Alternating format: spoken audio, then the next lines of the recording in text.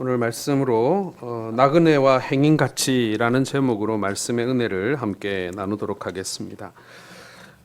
제가 수요일 날 베드로전서 말씀을 강해하고 있는데 하도 수요 설교를 띄엄띄엄 하다 보니까 제가 베드로전서를 강해하는 걸 모르시는 분들이 많은 것 같습니다.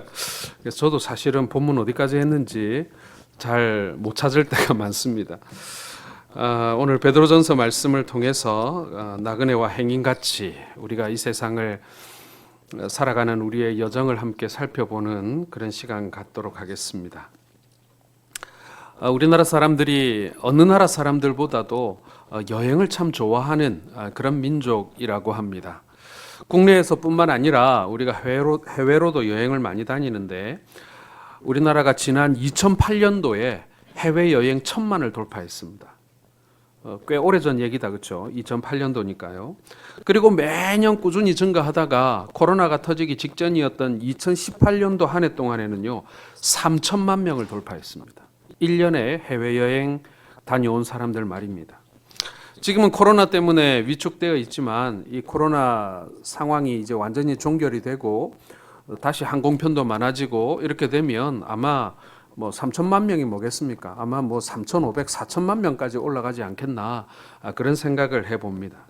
우리나라 인구가 지금 5,200만이 조금 안 되는 걸로 제가 알고 있는데 넘었는지 잘 모르겠습니다만은 매년 5명 중에 3명 이상이 해외여행을 다녀온다. 이렇게 통계적으로 우리가 볼 수가 있는 것입니다. 집을 떠나서 여행을 한다. 이것은 여러분 우리로 하여금 설레게 만들고 또 우리가 반복되는 일상 그리고 피곤한 일상 중에 우리에게 굉장한 활력을 가져다 주기도 합니다. 가족과 함께 가든 여행이든 아니면 혼자 가는 여행이든 간에 여행을 가기 위해서는 준비할 게 많죠. 갈아입을 옷까지부터 시작해서 이것저것 준비하다 보면 여행 가방이 작다는 생각을 하게 됩니다. 그리고 저는 또 여행 갈 때 항상 이 튜브에 들어있는 고추장 아시죠? 이렇게 짜 먹는 치약같이 저 그거 꼭 이렇게 챙겨가는데 그게 제법 여행하는 데 도움이 많이 되었던 것 같습니다. 어떤 분들은 김도 싸오고요. 그 다음에 요즘에는 진공 포장 잘 돼 있는 김치도 많이 싸오시고 그러더라고요. 그리고 라면도 많이들 가져오십니다. 근데 이게 부피가 굉장히 자리를 많이 차지합니다. 먹으면서 계속 없어지니까 공간의 문제가 없을 거라고 생각하고 막 꽉꽉 이렇게 채워서 가다 봅니다. 메이저 항공사들은 20kg, 그렇죠? 그리고 저가 항공사 가면은 15kg를 이렇게 지켜야 되는데 웬만한 그냥 대충 넣어도 그 다 넘어가더라고요. 그런데 막상 여행을 하다 보면 이 짐들이 말 그대로 짐스러울 때가 있습니다. 호텔에 들어가면 짐을 다 풀어야 되죠. 그리고 그 다음 날 또 다른 곳으로 이동하려면 그 짐 또 다 다시 싸가지고 또 차에다 싣고 또 가고 밤마다 풀었다 아침이면 다시 그 짐을 다시 싸는 일을 계속 반복하면서 여행을 하게 됩니다. 음식은 먹어서 버리게 되면 이제 공간이 생길 줄 알았는데 또 여행지 가면은 뭘 하나 또 사게 되죠, 그렇죠? 뭘 사도 하나씩 사게 됩니다. 그래서 짐이 줄어들질 않아요. 그렇게 계속 싸고 묻기를 반복하다가 우리는 여행을 마치고 돌아오게 됩니다. 그래서 몇 번 여행을 다녀오면 우리가 깨닫게 되는 일이 뭐냐면은 여행 가방을 들 수 있으면 짐을 작게 꾸린다는 겁니다. 가방에 여유를 두고 항상 짐을 꾸리게 됩니다. 그리고 여행 중에도 꼭 필요한 것 아니면 잘 안 사게 되는 것이죠. 여러분, 우리는 다 나그네고 우리는 거류민들이고 그리고 행인입니다. 이 세상에 영원히 사는 것이 아니라 잠시 다녀가는 행인이고 나그네라는 것입니다. 나그네는 여행객이지요. 여행은 반드시 목적이 있습니다. 그리고 그 목적을 이룬 뒤에는 반드시 고향으로 돌아와야 합니다. 여행을 하다가 너무 멋진 풍경을 보게 되면 이런 곳에서 살면 참 좋겠다 이런 마음이 들기도 합니다. 그런다고 해서 거기 머물지는 않죠. 왜냐하면 나에게는 돌아가야 될 집과 일상이 있으니까요. 그리고 또 하나는 아무리 여행이 즐거워도 시간이 흐르면 흐를수록 집이 그리워진다라는 겁니다.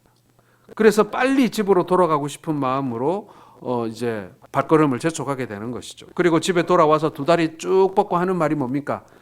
야, 그래도 집이 좋다. 이렇게 우리는 꼭 습관처럼 이 말을 하곤 합니다. 여행은 이렇듯이 이렇게 화려하게 출발하지만 결국에는 모든 여행은 집으로 돌아옴으로 그 여행은 마무리되게 되는 것입니다. 오늘 본문에 이렇게 말씀하고 있죠. 11절에 사랑하는 자들아 거류민과 나그네 같은 너희를 권하노니 이렇게 말씀은 우리에게 건네고 있습니다. 우리의 인생이 나그네와 이 거류민은 여러분 이방인이란 뜻이에요. 이방인. 원래 거기 출신이라서 거기 계속 사는 것이 아니라 잠시 거기에 살다가 또 떠날 사람이라는 뜻이죠. 나그네는 지나가는 길손입니다. 행인입니다. 그리고 거류민은 타향살이 하는 사람들입니다. 한 곳에 계속 있지 않고 잠시 머물렀다가 또 떠나가는 사람입니다. 여러분 이와 같이 사람들은요 이 세상에서 영원히 사는 것이 아니라 잠시 머물다가 가는 그런 존재인 것이죠. 그런데 이 세상에는 자기가 나그네인 줄 모르고 사는 사람들이 참 많습니다. 지금 사는 집에서 천년만년 살 것처럼 많은 돈을 들이고 그리고 근사하게 꾸미며 삽니다. 잠시 후에 모든 것을 두고 떠나가야 하는데 그걸 모르고 말이죠.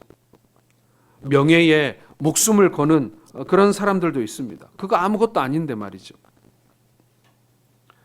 어떤 사람들은 자신이 나그네라는 것을 알지만 목적지를 모르기 때문에 이 세상을 떠나면 모든 것이 끝난다라고 생각하면서 그저 하루하루를 먹고 마시고 그렇게 세상을 즐기다가만 가려고 하는 그런 사람들도 있습니다.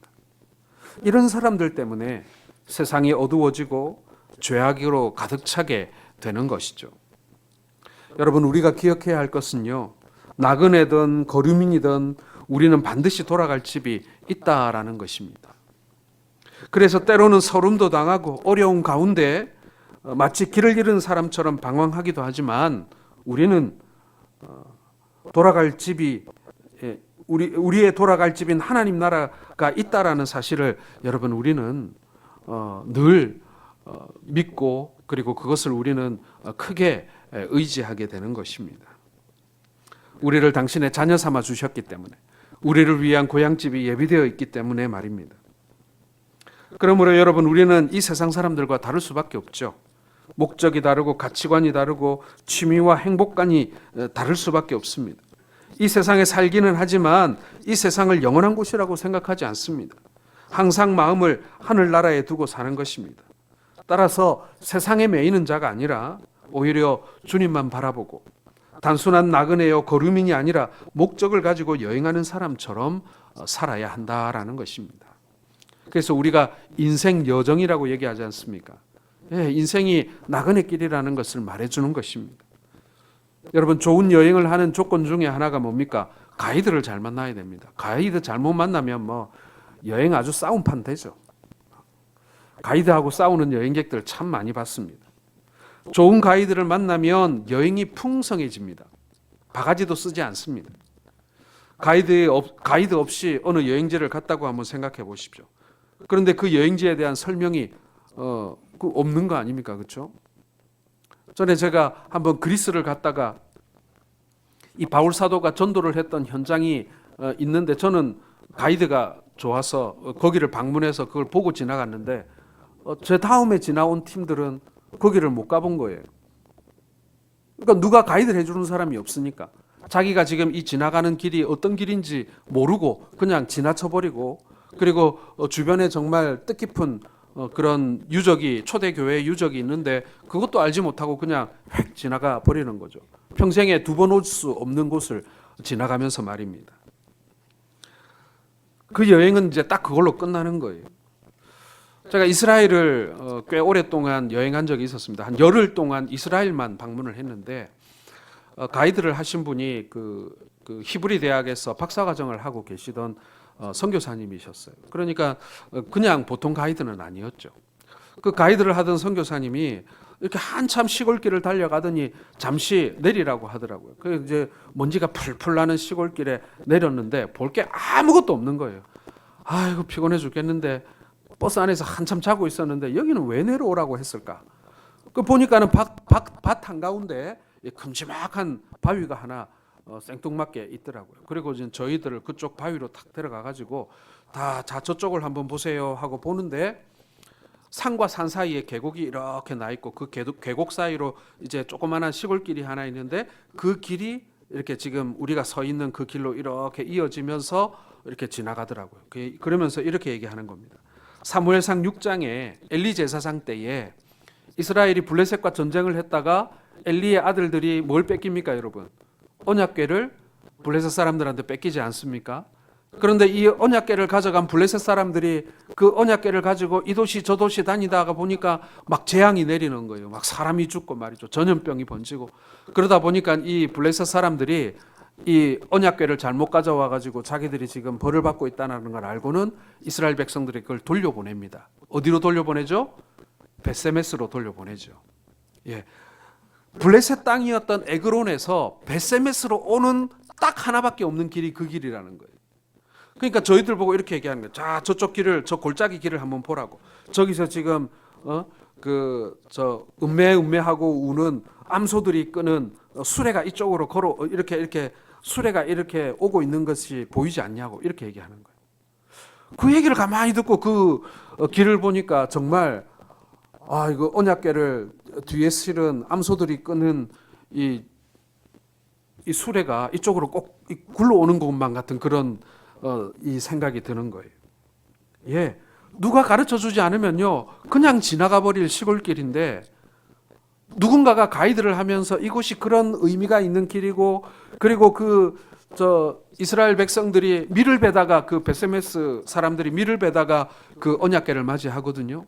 그리고 큰 바위 곁에서 제사를 지냅니다. 이게 그 바위일지도 모른다 이러는 거예요. 큰 바위를 했으니까 쉽게 옮기기는 어려웠을 거 아닙니까? 그러니까 그 바위가 새롭게 보이는 거예요.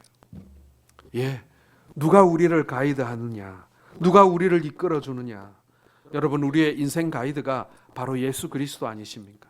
많은 사람들이 그저 주어진 인생의 수명만큼 살다가 그렇게 의식주를 위해서 열심히 살다가 그래 사람 사는 거 별거 있나 다 똑같이 그렇게 그냥 살다가 가는 거지 이렇게 생각하며 살아갈 수 있지만 그러나 우리의 가이드가 예수 그리스도이시면 우리의 인생 여정은 다르다라는 것입니다. 복된 나그네 길을 걸을 수 있는 거예요. 풍성한 여행길을 걸을 수가 있는 것입니다. 여러분, 오늘날 우리가 나그네와 거루민 같은 우리가 어떻게 살아야 하는지를 우리가 한번 살펴보기를 원합니다. 첫 번째는 여러분, 나그네 같은 우리는요 영혼을 거스려 싸우는 육체의 정욕을 제어해야 한다라는 것입니다. 우리가 복된 삶을 살아가기 위해서는 정욕을 잘 다스려야 한다라는 얘기입니다. 쉽게 말씀드려서 여러분, 우리 안에서 계속 솟아나는 이 정욕을 우리가 잘 다스리고 잘 제어하고 잘 조절하지 못하면 우리가 예수 그리스도와 함께 동행하는 그런 인생길을 못 걷는다라는 얘기입니다. 얼마나 많은 사람들이 자신의 정욕에 사로잡혀 사는지 모릅니다. 자, 오늘 11절 보시기 바랍니다. 나그네 같은 너희를 권하노니 영혼을 거스려 싸우는 육체의 정욕을 제어하라 이렇게 말씀하죠. 여러분, 우리의 영혼은 사람이 하나님의 형상대로 지음을 받았기 때문에 하나님을 닮았고요. 그래서 하나님을 생각해야 합니다. 사람의 육신은 늙고 병들고 죽지만은 영혼은 죽지 않잖아요. 영혼은 영원한 생명을 가지고 있습니다. 영혼은 이 땅에 매이지 않습니다. 현실에 얽매이지 않습니다. 항상 하나님만 바라보며 살려고 하는 것입니다. 그러나 육체의 정욕은요, 우리의 영혼을 거스립니다. 영혼과 반대로 살려고 합니다. 영은 신령한 것을 기뻐하고 좋아합니다. 하나님을 찬양하고 하나님 말씀을 듣고 깨어서 기도하는 것을 좋아해요. 그래서 하나님을 향하여 나아가기를 원합니다. 그러나 육체는요, 먹는 것, 자는 것, 노는 것, 세상 향락, 그리고 사람들 가운데 으뜸이 되고 사람들 가운데 인정받는 것, 그런 거 좋아합니다. 그래서 영혼을 거스리고 영혼과 싸우는 거예요. 육체의 정욕을 따라 살게 되면 영혼이 피폐해지고 병들게 되는 것입니다. 그래서 결코 행복한 삶이 될 수가 없는 거예요. 여러분, 이 세상을 나그네로 살아가는 성도들은요, 그리스도의 보배로운 피로 정결하게 씻음을 받은 영혼을 위해서 육체가 그 육체의 정욕을 따라 살게 하는 것과 우리가 끊임없이 싸우며 사는 거예요. 이게 죄와 싸우는 거고요. 우리가 성령 안에서 사는 것이 바로 그것입니다. 젊을 때에, 힘이 있을 때에 먹고 싶은 거 다 먹고 마시고 싶은 거 다 마시고 입고 싶은 거 다 입고 하고 싶은 일 다 하며 즐기다가 나이 들어서 육신의 힘이 떨어지고 더 이상 인생에 낙이 없다고 할 때 그때 회개하고 하나님께 돌아오면 되겠지. 아닙니다, 여러분. 그건요, 끊임없이 사단이 우리를 꿰는 방법이에요. 우리와 타협하는 방법이에요. 그거 지금 안 해도 되잖아. 지금 이 재밌는 거 하다가 나중에 힘 빠지고 낙 없어지면 그때 네가 뭐 하나님 앞에 가든 뭐 신앙을 회복하든 그때 해도 늦지 않다. 이게 사단이 우리를 꿰는 방법입니다. 사랑하는 성도 여러분, 그러한 허망한 생각이 떠오를 때 여러분 육체의 정욕과 맞서 피 흘리며 싸울 각오로 여러분 신앙을 지켜가는 우리 성도들 되시기를 바랍니다. 성도의 거룩함은요, 아무런 노력이나 대가 없이 저절로 이루어지는 것이 아닙니다. 우리 주님이 광야에서 40일 금식하셨을 때 사단이 찾아옵니다. 그때 사단이 예수님을 유혹했던 것이 무엇입니까? 한 가지는 먹는 것이고요. 또 한 가지는 무엇입니까? 명예와 영광입니다. 명예와 영광. 먹는 것과 명예, 영광. 이게 여러분 그만큼 강력한 유혹이고 우리의 인생에 있어 강력한 동기가 되는 거예요. 먹는 것이 큰 낙이지 않습니까? 사람들 앞에서 명예를 얻고 영광을 받는 것, 이거 진짜 사람들이 떨쳐버리기 힘든 유혹이에요. 이것과 우리가 싸워야 한다라는 것입니다. 그 안에 우리가 거하면서 즐기는 것이 아니란 말이죠. 예수님도 이렇게 시험을 받으셨습니다. 이때 예수님은 오직 하나님의 말씀으로 이기지요. 내 영혼의 양식이고 생명의 힘이 되는 하나님의 말씀으로 사단과 맞서 싸우게 되는 것입니다. 사랑하는 성도 여러분, 육체의 정욕을 이길 수 있는 힘은요, 바로 이 말씀에 있는 것이고 그 말씀으로 말미암아 우리가 성령 충만할 때 우리가 그 육체의 정욕을 제어하고 싸워 이길 수가 있는 것입니다. 외국 여행을 하다 보면요, 많은 사람들이 유혹에 빠져요. 도박의 유혹도 있고 매춘의 유혹도 있고 부정한 음식에 대한 유혹도 있습니다. 요즘에 태국 가면 지금 난리도 아니더라고요. 태국이 마리화나를 합법화했습니다. 지난달에. 그래가지고 요즘에 뭐 태국 여행 가면 뭐 한 번쯤 마리화나 한 번 피는 게 요즘에 유행이라 그래요. 정말 큰 일입니다. 큰 유혹입니다. 하지만 우리는 나그네와 행인입니다. 여행의 목적이 분명한 사람은 그러한 유혹에 잘 빠지지 않습니다. 그래서 영혼을 거스려 싸우는 육체의 정욕을 제어하며 우리가 살아야 하는 것입니다. 사랑하는 성도 여러분, 육체의 정욕과 싸워 이기시는, 또 그것과 끊임없이 투쟁하시는 우리 모든 성도들 되시기를 주의 이름으로 축원합니다. 두 번째로 여러분, 나그네 같은 우리는요, 선한 행실을 가져야 합니다. 행실을 선하게 하며 살아야 한다는 얘기입니다. 자, 12절 상반절 한번 보겠습니다. 너희가 이방 중에서 행실을 선하게 가져 너희를 악행한다고 비방하는 자들로 하여금 너희 선한 일을 보고, 이런 말씀이 있습니다. 여기서 말하는 선은요, 아름다운 마음으로 착한 일을 하는 것을 뜻합니다. 사랑하는 마음을 가지고 베풀면서 사는 것입니다. 철저히 하나님의 말씀대로 순종하며 사랑을 실천하며 사는 것입니다. 섬기기를 기뻐하는 것입니다. 베풀기를 좋아하는 것입니다. 그리고 함께하고 격려하고 자존심을 세워주고 살려주는 거예요. 여러분, 진짜 그리스도인이 누구냐? 진짜 성숙한 그리스도인이 누구냐? 어른스러운 그리스도인이 누구냐? 존경받을 만한 그리스도인이 누구냐? 누가 진짜 성도들 공동체 가운데, 교회 가운데 지도자냐? 이거 하나 보면 딱 알 수 있어요. 다른 사람을 섬기는 사람이냐, 아니면 섬김을 받아야 직성이 풀리는 사람이냐, 이걸 보면요, 진짜 어른이 누군지 알 수 있습니다. 진짜 지도자가 누군지 알 수 있고요, 진짜 누가 성숙한 사람인지 누가 아직도 어린아이인지 구분할 수 있습니다. 성경은요, 성도들이 하는 모든 일들에 대해서, 그리고 하나님의 몸된 교회에 대한 설명 가운데 아무리 살펴봐도요, 가장 으뜸인 사람은요, 다른 사람을 섬기는 사람이에요.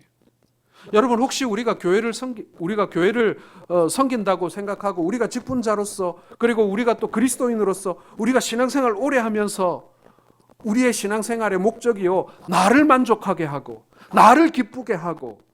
여러분, 그것이 우리의 신앙생활의 목적이진 않습니까? 그러면 우리는 여전히 어린아이인 거예요.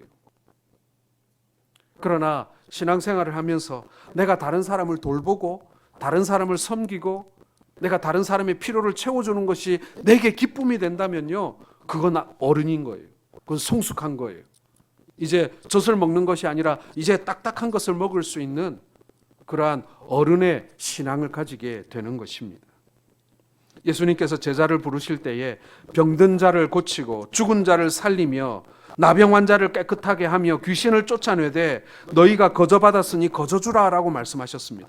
이 말씀이 뭡니까, 여러분? 예수님이 제자들을 불렀을 때 목적이 뭐라는 거예요? 다른 일을 돕기 위하여 제자들을 불렀다는 거예요.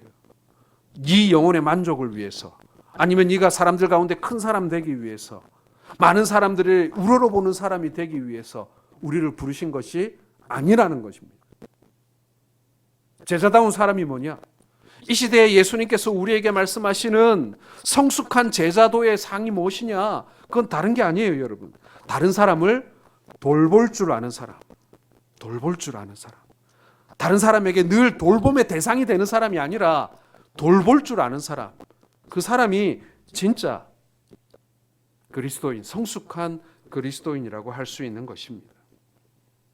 베드로는 우리에게 선한 삶, 거룩한 삶을 요청하고 있는데요. 이게 선한 삶, 거룩한 삶의 요청, 착한 일, 그게요, 다른 게 아니에요. 다른 사람을 섬기는 삶을 말하는 것입니다. 사랑을 실천하는 삶을 말하는 것입니다. 이 땅은 아주 혼돈된 세상입니다. 가치관이 흔들리죠. 때로는 성과 악의 구별조차 희미합니다. 오직 성공이 최우선적인 가치가 되고, 그런데 그 세상 속에서 선한 삶, 거룩한 삶을 추구해라. 좀 더 다르게 말하면 다른 사람의 유익을 위해 사는 바보 같은 삶을 살라, 그런 뜻인 것입니다. 우리는 항변할 수도 있습니다. 주님, 그렇게 섬기면서 살다가는 밥 먹고 살기도 힘든 세상입니다. 주님, 세상 물정 너무 모르시는 것 같습니다. 세상이 얼마나 냉정한데요. 누가 그렇게 산다고 알아주겠습니까? 그런데도 성경은, 그리고 우리 주님은 우리에게 그렇게 살라고 말씀하십니다. 혼돈된 세상에서 거룩한 삶, 선을 행하는 삶, 남을 섬기는 삶을 살라고 요구하시는 겁니다. 여러분, 이것이 나그네와 행인의 삶, 선한 삶인 것입니다. 마지막으로 여러분, 나그네와 행인 같은 우리는요, 하나님의 영광을 위하여 살아야 한다라는 것입니다. 자, 12절 하반절을 한번 같이 읽겠습니다. 오시는 날에 하나님께 영광을 돌리게 하려 함이라. 자, 오시는 날에, 이 말씀이 다른 번역 성경에는요, 하나님께서 찾아오시는 날에라고 되어 있습니다. 저는 이렇게 생각해서 여러분 어떻게 생각할지 모르지만은, 저는 목사님들이 모이는 어떤 교단적인 행사나, 아니면 장로님들이 모이는 교단적인 행사나, 아니면 같이 모이는 큰 행사를 갔을 때 인사하러 사람들이 많이 나오더라고요. 목사님들, 장로님들 인사하러 진짜 많이 나옵니다. 그걸 보면서 참, 저거 언제 끝나나, 왜 저렇게 인사하는 사람이 많나, 그런 생각을 하게 되는데요. 한편으로는 그 인사하러 나오는 모습들이 너무 영광되어 보입니다. 그게 좀 마음이 불편하더라고요. 하나님께 영광이라고 하는데 그렇게 나와서 자신의 영광을 드러내는 건 아니냐, 자기 이름 한자 더 드러내는 것 아니냐, 이런 생각이 들 때가 많이 있습니다. 여러분, 하나님께서 찾아오시는 목적은 크게 두 가지입니다. 하나는 구원이고 하나는 심판입니다. 베드로가 이 말씀을 기록할 때 심판을 염두에 두었는지 아니면 구원을 염두에 두었는지는 분명하지 않습니다. 본문으로 그걸 판단하기가 어려워요. 하지만 하나님께서 구원을 위해서든 심판을 위해서든 사람을 찾아오시면 그때 그리스도인들의 말과 행실이 옳았다라는 사실을 깨닫고 하나님께 영광을 돌리게 된다라는 바로 그런 말씀인 것입니다. 그것이 우리의 삶에서 언제든 이루어질 수 있다는 얘기입니다. 주님이 언제 오실지 모르잖아요. 또 하나님께서 우리를 이 땅에서의 삶을 종료하고 하나님께서 우리를 언제 불러주실지 모르잖아요. 우리가 복음을 전하고 그리스도인으로서 선한 삶을 살아서 우리가 나를 섬겨라 하면서 섬김받는 삶이 아니라 내가 다른 사람을 열심히 섬기다 우리를 통해 구원받는 사람들이 생기게 된다면 여러분 그때 하나님께 영광을 돌리게 된다라는 그런 말씀인 것입니다. 여러분 초대 교회인 예루살렘 교회는요 교회 부흥의 모델입니다. 사도행전 2장 47절을 한번 같이 읽어보겠습니다. 시작. 쭉 날마다 더하게 하시니라. 자, 초대교회 성도들이 주변 사람들에게 칭찬을 받았기 때문에 전도의 풍성한 열매를 맺었다. 말씀은 이렇게 증언하고 있습니다. 여러분 우리가 아무리 좋은 예배당을 짓고 우리가 아무리 아름다운 모습으로 예배당에 와서 예배를 드린다 할지라도 우리의 행실로 말미암는 삶의 열매가 없으면요 전도의 문은 열리지 않는다는 얘기입니다. 우리가 그런 얘기 많이 하잖아요. 요즘에 옛날 방식으로 전도하면 안 되고 관계 전도가 중요하다. 맞습니다, 여러분. 우리와 관계된 사람이 복음을 듣게 되고 또 그들이 교회에 올 가능성이 훨씬 높습니다. 그런데 여러분 관계 전도의 전제 조건이 하나 있습니다. 무엇입니까, 여러분? 예, 내 삶이 아름다워야 되는 거예요. 내 삶이. 그래야 관계를 맺고 있는 사람들이 날 따라 살고 싶어 하죠. 날 따라 예수 믿고 싶어 하죠. 우리는 잘 살든 못 살든 간에 우리는 관계를 다 맺고 삽니다. 그런데 그 사람들이 나의 삶의 열매를 보면서 아유 저 사람처럼 살아야지 하는 사람이 있고 아유 저 사람처럼 살지 말아야지 하는 사람이 있을 거 아닙니까? 여러분 우리가 관계 전도를 하든 아니면 우리가 우리 주변에 있는 우리 가족들이나 이웃들을 주님 앞에 인도할 때요 내 삶의 선한 열매가 있어야 돼요. 이게 여러분 전제 조건인 것입니다. 오늘 초대교회 예루살렘 교회의 모습을 한번 보시기 바랍니다. 그들은 주변 사람들에게 칭찬을 받았다. 선한 삶의 열매가 있었다. 그래서 전도의 풍성한 열매가 있었다. 이렇게 분명히 말씀하고 있습니다. 다른 방법은 없을까요? 좀 프로그램이 좋다든지 아니면은 교회가 쇼핑몰처럼 와서 즐길 만한 것이 많아가지고 사람들이 막 찾아오게 만드는 그건 복음이 아니죠, 여러분. 그건 교회가 걸어가야 할 길이 아닌 것입니다. 물론 초대교회가 놀랍게 부흥한 이유는요 성령 강림으로 인해서 전도자들이 능력을 받아 말씀 전파에 탁월한 능력이 있어서 듣는 사람들의 마음을 사로잡았기 때문이기도 합니다. 이건 부인할 수가 없어요. 그러나 그것만으로 설명할 수 없는 많은 일들이 있었습니다. 그 가운데 하나가 초대교회 성도들의 삶이 다른 사람과 달랐다라는 그 분명한 사실이, 다른 사람들에게 칭찬받는 삶이었다라는 그 사실이 바로 교회의 부흥을 설명해 줄 수 있는 요체였다라는 것입니다. 이런 상태에서 복음을 듣게 되면 예수 믿으라는 사람들이 따라 나서게 되는 거예요. 그리고 자기들도 그렇게 변화되어져 갔습니다. 자기들도 주변 사람들에게 칭찬을 받게 되었고 자기들도 예수 믿으라고 전도할 수 있게 되는 것입니다. 그게 여러분 하나님 나라의 재생산의 원리예요. 그렇습니다, 여러분. 삶으로 하는 전도의 핵심은요 칭찬받는 삶입니다. 나그네와 행인의 삶은 칭찬받는 삶이어야 합니다. 그런 선한 삶을 통해서 복음이 전파되고 하나님께 영광을 돌리게 되는 것입니다. 그리스도인들이 악을 행하여 이방인들에게 책잡히면요 그리스도의 십자가 그 복음의 빛이 가리웁니다. 선을 행하다가 시기와 미움을 받으면요 하늘에 상급이 있지만 악을 행하다가 받는 비방은 하나님의 영광을 가리우는 부끄러운 일일 뿐입니다. 십자가의 복음이 배척받고 하나님의 이름이 욕을 먹는 것은요 복음의 문제가 있어서가 아닙니다. 오히려 하나님을 믿는다고 하는 사람들이 저지른 악한 행실 때문이라는 거예요. 하나님은 거룩하심을 훼손한 이스라엘을 이방인들에게 조롱과 비웃음거리가 되게 하였습니다. 하나님께서 그들을 부끄러움에 내버려 두신 것입니다. 오늘날 한국교회가 불신자들에게 무참히 조롱을 받게 되는 것은요 선한 행실을 제대로 보여주지 못하는 한국교회에 대한 하나님의 진노의 표현일 수 있어요. 그리고 심판의 방식일 수도 있다라는 것입니다. 회개하고 돌아오지 않으면 더 큰 부끄러움과 모욕을 당할 수밖에 없을 것입니다. 어쩌면 한국교회가 정신을 차리기 위해서 불신자들에게 더 많은 조롱과 비판을 들어야 할지도 모르겠습니다. 오늘 베드로의 권면처럼 이 땅의 나그네와 행인으로 살면서 하나님의 영광을 가리는 그런 어리석은 삶이 되지 않도록 우리가 살아가야 한다라는 것입니다. 이제 말씀을 맺고 우리가 함께 기도하겠습니다. 베드로는 우리들을 나그네와 행인 같은 거류민 같은 여행객이라고 말씀하고 있습니다. 한 곳에 오래 머물 수 없는 사람이라는 얘기입니다. 우리는 이 땅을 순례하는 순례자요, 천상병 시인의 시의 귀천처럼 이 세상의 소풍을 끝내고 하나님 나라로 돌아가야 될 사람들입니다.